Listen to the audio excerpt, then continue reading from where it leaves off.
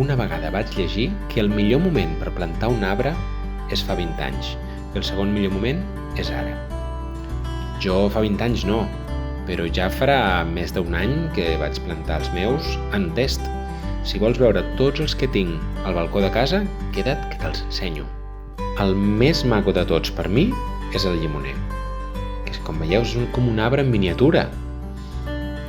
Veieu també que l'encoixinat en els arbres en test és important per mantenir temperatura i humitat, que no s'evapori l'aigua, que de fet aquest encoixinat ve de les flors de Sant Jordi. El segon, el taronger. De fet en tinc dos, però aquest és el que ha crescut més. Com podeu veure, aquesta branca tan llarga va sortir fa res i va créixer moltíssim. No sé per què ho ha fet així, però bé, jo el deixo créixer tal com vol. Aquí veieu l'altre taronger, que crec que el vaig plantar més tard, però no ha crescut tant. També li ha crescut una branca nova, que al principi era com molt tendra, però amb una mica d'entudorat s'aguanta i cada cop és més forta. El llorer, un d'aquests arbres que potser no ens menjarem el seu fruit, però les fulles tenen moltes propietats. No sé si l'heu provat, però per cuinar em poseu un parell de fulles i ja allò que sigui que cuineu tindrà molt més bon gust segur. El kiwi, de fet, no m'ha quedat clar si és un arbre, un arbust, una vinya amb el tronc llenyós, no ho sé, però vaja, el fruit ens el mengem, oi? I aquí veieu quina fulla més maca, de fet té el mateix tacte que la pell. El pomer ha crescut molt alt durant l'hivern passat.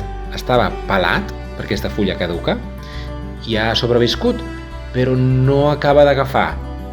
Veurem aviam si ara que l'he transplantat tira i agafa més força.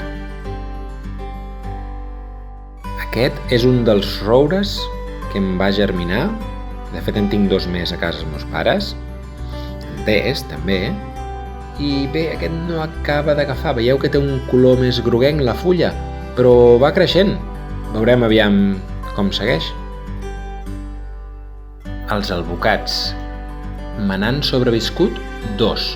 Un que té, diguéssim, dos troncs ja des de baix i un altre que no, que és només un sol.